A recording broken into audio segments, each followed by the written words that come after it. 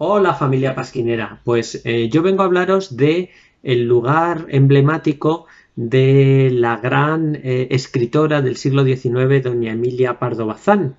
Doña Emilia Pardo Bazán tenía por familia, heredó su familia, una serie de torres, casi unas ruinas medievales que había creado en el siglo XIV Ruy de Mondego, señor de las Mariñas. Esa torre había sido destruida durante la francesada en 1809 por las tropas francesas porque su poseedor en aquel momento era partidario de Fernando VII y en el siglo XIX las heredó la familia de doña Emilia.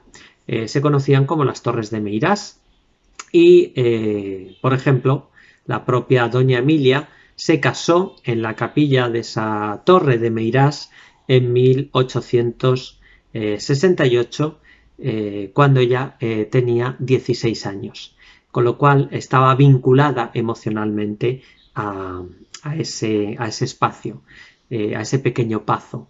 Ella misma encargó la reconstrucción actual de esa arquitectura, siguiendo un estilo ecléctico propio de finales del siglo XIX y principios del XX, en el que se utilizan los estilos arquitectónicos del pasado, fundamentalmente el medievalismo, intentando evocar esos tiempos pasados. Se hace una especie de construcción virtual de cómo debían ser los castillos medievales, ¿no?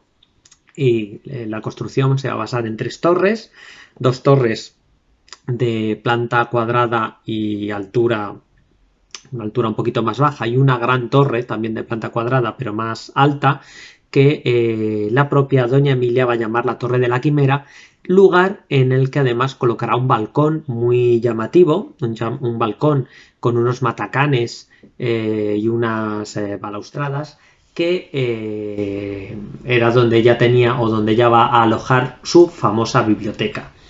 Esta arquitectura pues va a tener también una portada que va a tener un aspecto neorrománico y va a tener una serie de galerías o de ventanales en los que a mí me ha llamado muchísimo la atención la incursión, por ejemplo, de una arquería de arcos de herradura de tipo hispano-musulmán, porque la herradura es más cerrada que en la visigótica.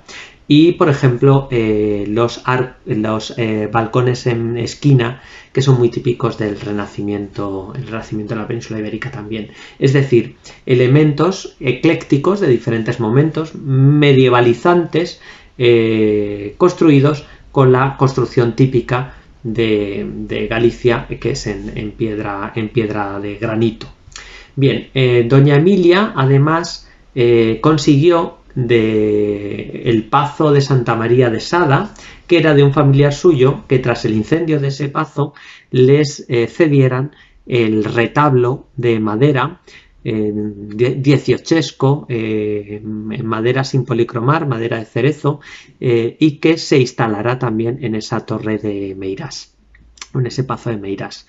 Con lo cual, doña Emilia va a crear allí un lugar que para ella va a ser muy importante, porque allí pasaba normalmente 4 meses al año, y son los meses en los que ella fundamentalmente se dedicaba a escribir. El resto del año lo pasaba entre La Coruña y Madrid, y cuando estaba en las ciudades pues se dedicaba más a sus labores sociales, ¿no? Más que a la escritura. Doña Emilia Pardo Bazán morirá en 1921 y el pazo pasará a sus herederos, y al estallido de la guerra en 1936 son asesinados su hijo y su nieto, que eran parte de los herederos, con lo cual desde el 36 las legítimas herederas del Pazo de Meirás van a ser la hija, Blanca, y la mujer del hijo, ¿no? Que querrán ceder el pazo a la Compañía de Jesús para crear allí un noviciado jesuita. La Compañía de Jesús no está muy interesada en la donación y no está muy claro, los que estéis familiarizados con el tema y hayáis seguido la noticia, pues seguramente podréis constatarlo mucho mejor. El Pazo pues es adquirido de una manera un tanto extraña por el Ayuntamiento de Sada para o con intención de regalárselo al que va a ser el nuevo jefe del Estado durante la guerra, que es el general Franco. El general Franco lo aceptará y aquí hay un debate muy interesante, es que si el ayuntamiento se lo regaló al jefe del Estado o se lo regaló a su paisano Francisco Franco, porque eso cambiaba muchísimo las tornas. Bueno, y el juicio pues ha venido un poco a dilucidar la sentencia ha venido a dilucidar este problema. La cuestión es que la familia Franco se hará con el Pazo en 1938 y además de El Pazo de Doña Pardo Bazán se verá incrementado con una serie de tierras de alrededor, de fincas de alrededor, para aumentar su tamaño y poder construir también una casa de servicio. Se acondicionará una carretera mucho más que facilite la comunicación entre la ciudad y El Pazo. No queda muy claro por qué en la adquisición del Pazo no se permitió a Blanca, la hija de doña Emilia, que accediera al Pazo que ella intentó y no la dejaron para recuperar algunos de los objetos personales de su madre. Entre esos objetos personales que se quedaron dentro del Pazo, pues destaca fundamentalmente la biblioteca. Esa biblioteca que constituía por numerosos volúmenes. El 19 de febrero de 1978, muerto ya el dictador, pues se produce un incendio que va a destruir o que va a afectar fundamentalmente a parte de las habitaciones privadas, al comedor y a la torre de la Quimera donde estaba la biblioteca. Da la casualidad además que parece ser que durante los días anteriores hubo movimientos de camiones y eso llegó a crear la idea o la especulación de que la familia podía haber aprovechado esa circunstancia, el incendio, que podía haber sido, o que parece ser que fue fortuito, según la versión oficial, por un cortocircuito, para sacar una serie de obras del Pazo e intentar sacarlas al mercado internacional.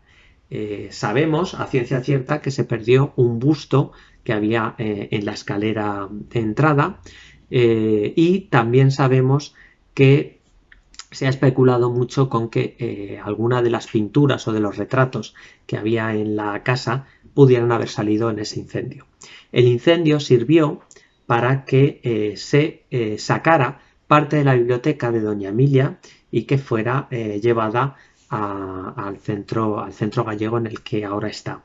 Finalmente, parte de esa biblioteca seguiría todavía hasta hoy en el Pazo y es parte de lo que hay que inventariar junto con las piezas que ya se saben, ¿no? Las esculturas que posiblemente pertenecían al Pórtico de la Gloria del Maestro Mateo o las pilas que vienen de Muxía o el propio retablo del antiguo Pazo de Santa María de Sada y que creo que es ciertamente interesante. Bueno, esto sería la historia de cómo ha llegado el Pazo a nosotros. No entra en mi intención valorar la parte legal, que para eso se va a dedicar ahora uno de mis compañeros. Esperamos vuestros comentarios y a ver qué os parece, cómo se resuelve todo este asunto. Yo quería hablaros un poquito de lo que está pasando en general con las propiedades de la familia Franco, algunas de ellas por lo menos, porque yo creo que hay un poco de confusión y que se acaba metiendo todo en el mismo saco y no es el mismo saco. Así que os voy a contar 4 casos completamente diferentes entre sí, o que son diferentes entre sí, para que veáis que esto no es tan fácil ni que simplemente con decir, es que Franco se llevó esto, o la familia Franco esto no es suyo y tiene que devolverlo. No se soluciona todo tan fácilmente. Antes de empezar, recordad una cosa que es muy muy importante. En el sistema legal español, como en la mayoría de los estados de derecho, existe una figura que se llama la presunción de inocencia. Esto es muy importante. Y la mayoría de la gente la usamos mal. Sobre todo se usa muy mal la presunción de inocencia porque, bueno, hay que decirlo, porque las tertulias de la tele no hacen mucho bien en este sentido. Y al final, por ejemplo, en política o cuando algún empresario o alguien importante se mete en un lío legal, suelen usar muy mal esa figura, ¿no? Diciendo, es que están diciendo que yo he hecho tal cosa y yo no la he hecho, la presunción de inocencia va por delante. No, no, no, la presunción de inocencia no es que yo pueda decir, mi vecino se ha saltado un semáforo en rojo. La presunción de inocencia no le ampara para que yo no pueda decir mi vecino se ha saltado un semáforo en rojo. La presunción de inocencia significa que no van a juzgar y condenar a mi vecino por saltarse un semáforo en rojo a menos que se demuestre esa culpabilidad. ¿Vale? Es decir, hay que demostrar la culpabilidad en sede judicial de una persona para que esa persona sea culpable. Esto yo creo que tenemos que tenerlo muy claro, ¿vale? Es el peso de las pruebas el que tiene que decir que un delito se ha cometido. Y esto es bastante básico en nuestro sistema legislativo, en nuestro sistema judicial, pero yo creo que no se entiende del todo. ¿Qué tiene que ver esto de la presunción de inocencia con los bienes de la familia Franco? Pues que los bienes de la familia Franco que se pretendan recuperar para el patrimonio público tienen que pasar un proceso de demostración de que efectivamente fueron expoliados. Y os pongo otro ejemplo. Las piezas robadas por los nazis a familias alemanas y de otras partes de Europa, particularmente judías, durante el ascenso del nazismo y luego también durante la Segunda Guerra Mundial. Muchas familias han recuperado sus piezas y muchas familias no han recuperado sus piezas. ¿Por qué no han recuperado sus piezas? Porque no basta con decir, oye, ese cuadro que está en ese museo de Nueva York era de mi familia y vinieron, la SS entró en casa y se lo llevó. Tienes que demostrarlo. ¿Y cómo se demuestra esto? Pues ahí está la clave. Demostrar un expolio es complicado, bastante complicado. Para empezar, hay dos instrumentos que van a ser fundamentales para demostrar un expolio. Los fondos documentales y los fondos visuales, las fotografías. Los fondos documentales pueden ser los certificados de propiedad de las cosas, los contratos de compra.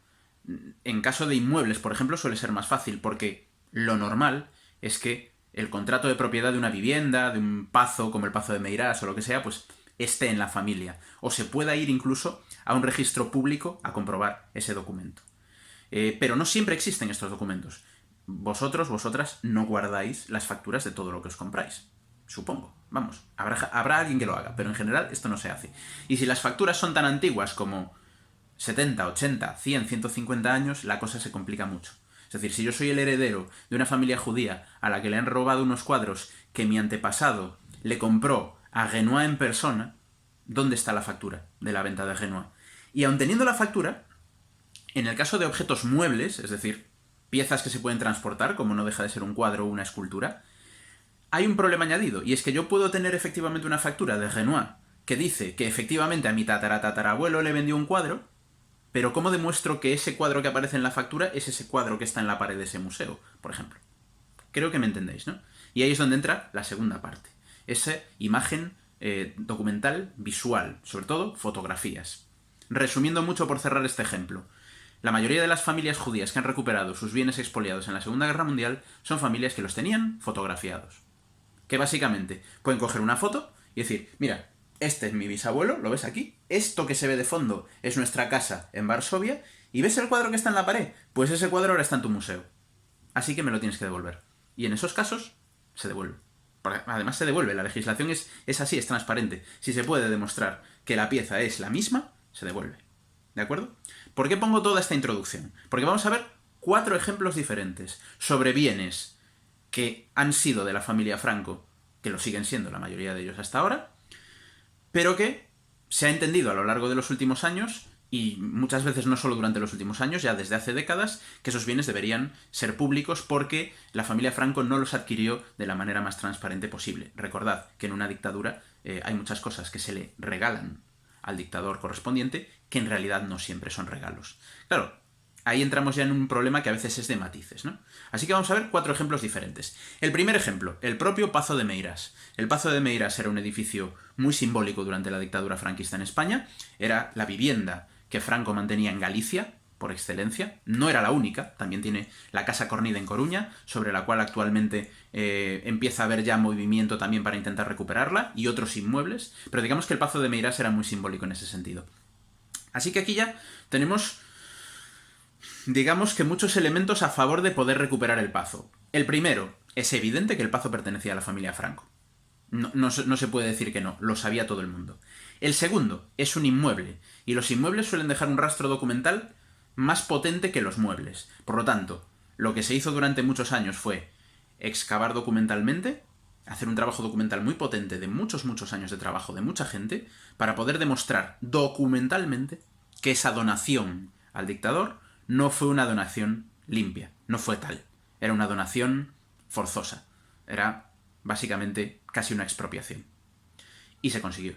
Básicamente, un tribunal, después de revisar todas las pruebas, dice, correcto, es cierto, me habéis aportado documentos de propiedad, me habéis aportado boletos que demuestran cómo, no solo el Pazo, sino sobre todo los terrenos que están alrededor del Pazo. El Pazo de Meirás está muy cerquita de Sada, en una zona rural. Se le quitaron tierras a los vecinos para que los terrenos del Pazo fuesen todavía más grandes. Entonces todo eso se ha podido rastrear documentalmente, y finalmente un tribunal ha dado la razón a la parte que pedía que ese bien, que ese inmueble, dejase de ser propiedad de la familia Franco y se devolviese al Estado. ¿De acuerdo?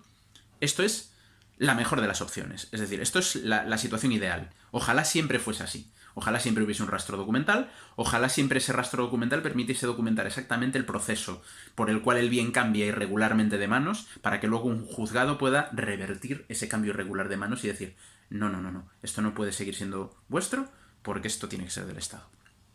Segundo ejemplo, las esculturas del Pórtico de la Gloria. Lo que sabemos es que esas esculturas del Pórtico de la Gloria han estado en 4 sitios, básicamente. Primero en el Pórtico de la Gloria, desde el siglo XVIII más o menos, suponemos, en propiedad privada. De esa propiedad privada pasan a ser del Ayuntamiento de Santiago, que es una institución pública, y ese Ayuntamiento de Santiago es del que la consigue la familia Franco, como regalo, compra o lo que fuese. Todo esto todavía no hay sentencia firme sobre esas 2 esculturas. ¿De acuerdo?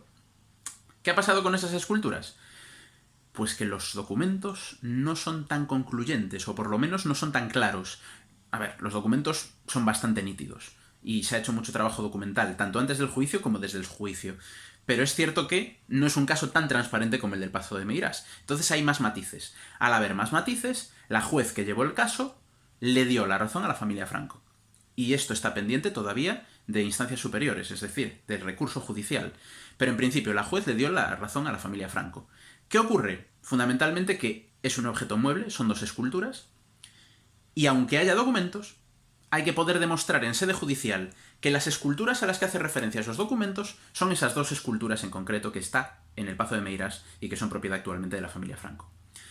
¿Qué dice la defensa de la familia Franco? No son esas esculturas. Esos documentos que la otra parte trae hablan de otras esculturas, pero no de estas. Y además, otra serie de argumentos, ¿vale? Sería larguísimo hablar de todo esto, pero para que os hagáis una idea. Ese fue uno de los argumentos que, desde mi punto de vista, la juez en su momento tomó como bueno de manera más errónea, ¿no? Es decir, la juez llega a decir que no tiene ninguna prueba de que esas esculturas sean las esculturas de las que se está hablando. No le vale la información pericial de diferentes peritos especialistas. Cualquier especialista en arte medieval y en escultura medieval sabe que esas esculturas solo pueden pertenecer al Pórtico de la Gloria, por sus características. Es algo que salta a la vista. Pero es que además, en la documentación se dice claramente que una de las esculturas está partida por la mitad. Bueno, la juez en su fallo dice que no ve que sean las mismas, porque en el documento dice que una de las esculturas está partida por la mitad y la otra entera, y ella solo ve 2 esculturas enteras. Os invito a que veáis las imágenes, porque se ve perfectamente que una de las 2 esculturas efectivamente está partida por la mitad. Lo que pasa es que está reconstruida, ya no está en trozos. Los Franco no la expusieron en trozos en su Pazo, sino que la han tenido restaurada. O sea que, fijaos, ¿cómo se puede complicar un asunto de una devolución que debería ser bastante claro? ¿Cómo se habría solucionado esto más rápidamente? Si hubiese fotos. Es decir, como el Ayuntamiento de Santiago no puede aportar una foto donde se demuestre que esas esculturas estuvieron en el Ayuntamiento de Santiago, pues hay que ir por otro camino. Y ese camino es más complejo. O sea que ya veis que No es el mismo caso que en el Pazo. Documentalmente hay que ir por otros vericuetos, y esos vericuetos, pues como dicen los buenos abogados, en un juicio puede pasar cualquier cosa. Tercer ejemplo, la biblioteca de Emilia Pardo Bazán. La biblioteca de Emilia Pardo Bazán está dividida, no está toda en el mismo lugar. Una parte importante de esa biblioteca está en la Real Academia Galega, en la ciudad de A Coruña. Y una parte importante de esa biblioteca, alrededor de unos 3.000 ejemplares, aunque no han podido ser contados con detalles, si no recuerdo mal, porque no han podido ser examinados como tal, estarían en el Pazo de Meirás todavía. El Pazo de Meirás fue la vivienda de Emilia Pardo Bazán, ¿de acuerdo? Antes de ser la vivienda de la familia Franco Estival. ¿Qué pasa con esa biblioteca? Pues que a priori los libros de esa biblioteca son del propietario del edificio, salvo que se demuestre lo contrario. O sea que esa biblioteca, la parte de la biblioteca de Emilia Pardo Bazán que está en el Pazo de Meirás, es de la familia Franco. ¿Qué ha hecho el gobierno gallego en los últimos días? Pues una jugada que es la jugada, ¿no? Es la jugada importante. Declarar la biblioteca personal de Emilia Pardo Bazán bien de interés cultural. Toda ella, independientemente de dónde estén esos libros. Si hay 2 libros en la Biblioteca Nacional de Madrid, por ejemplo, me lo invento, esos libros pasarían a ser bien de interés cultural. Los libros que están en la Real Academia Galega son bien de interés cultural cuando se declare también, pero sobre todo lo que importa aquí es que ese bien de interés cultural, esa protección, se extienda a los libros que están en el Pazo de Meirás, porque eso impediría que la familia Franco comerciase del todo libremente con ellos. Ojo, declarar los libros de Emilia Pardo Bazán bien de interés cultural no significa que vuelvan a ser públicos. Los bienes de interés cultural pueden estar en manos de un particular, no hay ningún problema. Lo que sí significa es que dificulta mucho su venta y exportación, porque básicamente hay que notificarla, ¿no? Simplificando mucho. Es decir, el Estado tendría que saber si la familia Franco se lleva esos libros de Emilia Pardo Bazán a otro domicilio suyo, el Estado tendría que saber que se los lleva, y sobre todo, si los intenta vender, o los intenta vender sobre todo en el extranjero, eso estaría más obstaculizado. Pero no significa que se vayan a expropiar los libros. Cuidado con esto. Significa que se van a declarar bien de interés cultural, que es el primer paso, pero de momento es un paso. No se pueden dar más pasos hasta que sean bien de interés cultural. Y cuando sean bien de interés cultural, pues entonces habrá que valorar otro mecanismo para que esos libros de Emilia Pardo Bazán estén con el resto, por ejemplo en la Real Academia Galega, que sería lo lógico. De momento eso está muy lejos, ¿de acuerdo? Lejísimos. Lo único que se está haciendo es mover el paso necesario de declararlos bien de interés cultural. Pero si lo fuesen, insisto mucho en esto, que sean bien de interés cultural no significa que se conviertan automáticamente en patrimonio público, ni muchísimo menos. Un cuarto ejemplo, de los muchos que podría haber. En el Pazo de Meirás se conservan 2 pilas bautismales de la iglesia de Moraime. Es una iglesia rural, muy interesante, románica, que en su momento esas 2 pilas se desplazaron al Pazo de Meirás, como muchos otros objetos que hay por allí. Hay muchas personas, particularmente un investigador que ha hecho mucho trabajo para documentar estas pilas y para explicar cómo han cambiado de manos. En ese caso, tendría que ser, nuevamente, una demanda, probablemente individual, para la devolución de esos objetos para que vuelvan a la iglesia. Y aquí se ven, creo que veis ya un patrón, ¿no? Todos los objetos muebles que se están reclamando, o los que se reclaman más insistentemente de lo que es el patrimonio de los Franco en Galicia, son objetos que pertenecen a conjuntos más grandes.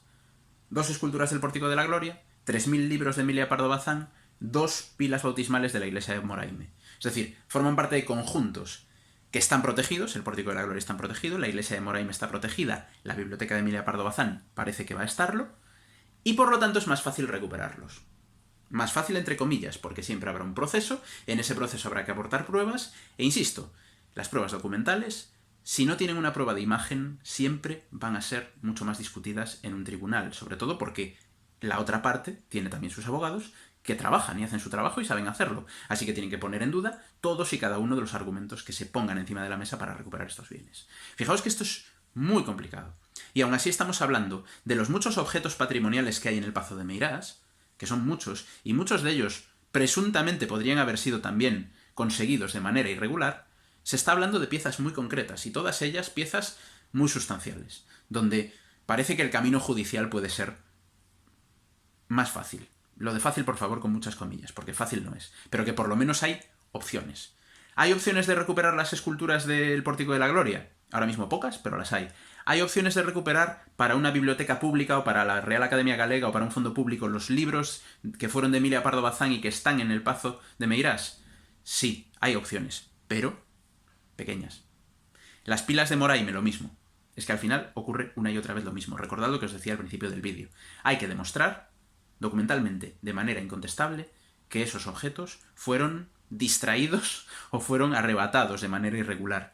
Y no es nada fácil. Por eso, insisto tanto en que tenemos que usar la palabra expolio de manera siempre rigurosa. No le podemos llamar expolio a cualquier cosa que no nos gusta y sobre todo no podemos llamarle expolio a cosas que no podemos demostrar. Hay que poder demostrar las cosas para poder combatirlas.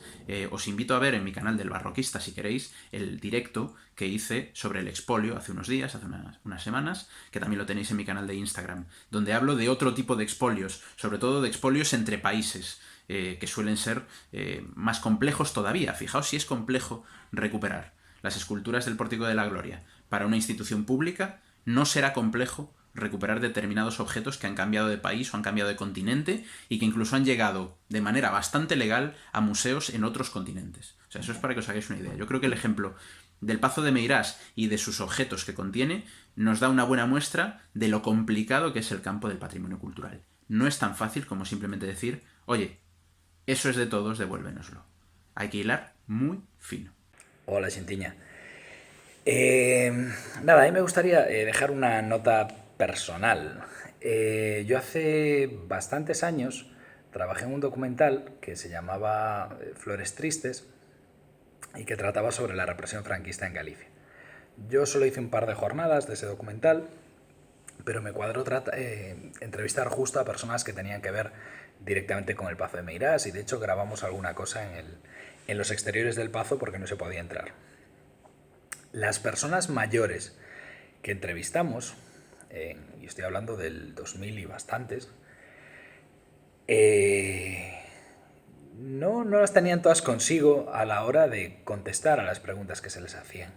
Ya no digo de expresar libremente su opinión sobre si era justo o legal o si había sido coaccionado. Os digo que había una serie de personas haciéndoles preguntas y tenían muchas dudas sobre qué contestar a esas preguntas y tenían miedo, de algún modo, a las represalias que pudieran tener por lo que dijeran, ¿no?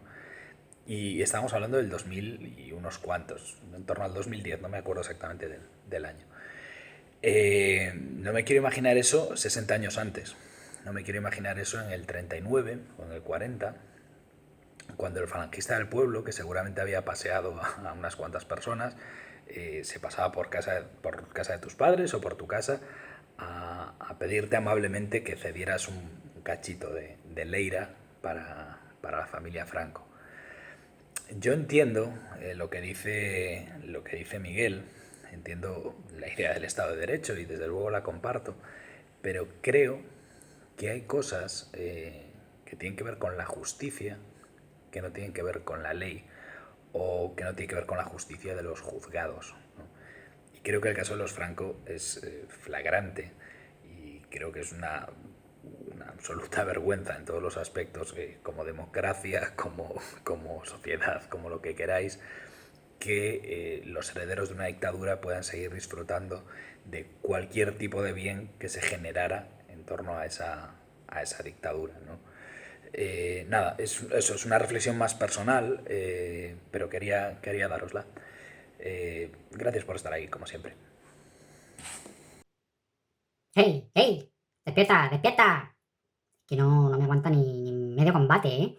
Mucho odio de la guerra, mucha historia. Luego, un poco de Netflix and chill. Y nada, es que se me duerme. Si se pusiera el pasquino, si se suscribiera, le diera la campana, pues no se dormiría, esto estaría mucho mejor. Me tiene insatisfecha. Anda, duerme. Anda. Ya hablaremos luego.